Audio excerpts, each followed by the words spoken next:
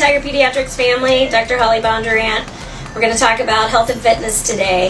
You may have noticed the posters on the back of our doors in the exam rooms reminding you some important factors to eat well and stay healthy. We want 5 servings of fruits and vegetables a day. Now that can be combined, so 3 or 4 fruits, 2 or 3 vegetables, whatever your likes are, but that's our goal on a day-to-day basis.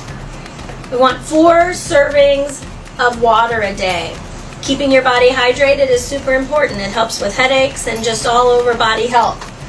The servings of water would be something like a Shakespeare's cup. That's about 16 ounces of water. We want that 4 times a day.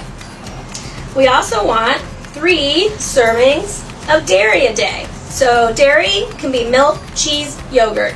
If you're not a huge milk drinker, at least try to have some in your cereal in the morning, or add cheese, yogurt, cottage cheese to other things that you guys can take in.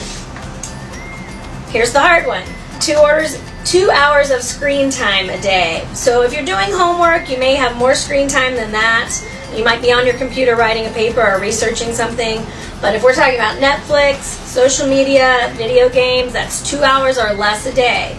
And remember that blue light, when you're trying to go to bed at night, really interferes with your sleep pattern. So turning off the computers, the phones, the iPads, at least an hour before you're trying to go to bed at night. And my favorite, 1 hour of exercise a day. So that's not just walking around the mall or changing classes. It's 1 hour of real exercise. You're running, you're biking, you're swimming, you're on a team sport, your heart rate's up, you're sweating. An hour sounds like a lot, but it doesn't have to feel like a lot. You could do 30 minutes in the morning, 30 minutes at night. If you are in a team sport, then you're going to have those practices, that regular game schedule time, and you're going to easily get in an hour a day. If you're not into team sports, it's okay. You can do the biking, swimming, jogging like we talked about. And on your favorite item, your iPhone, of course, you have all the YouTube videos you want that can give you 15 minutes of lifting weights, 30 minutes of cardio. You can even break it up during the day, doing some of your exercise in the morning, some in the evening.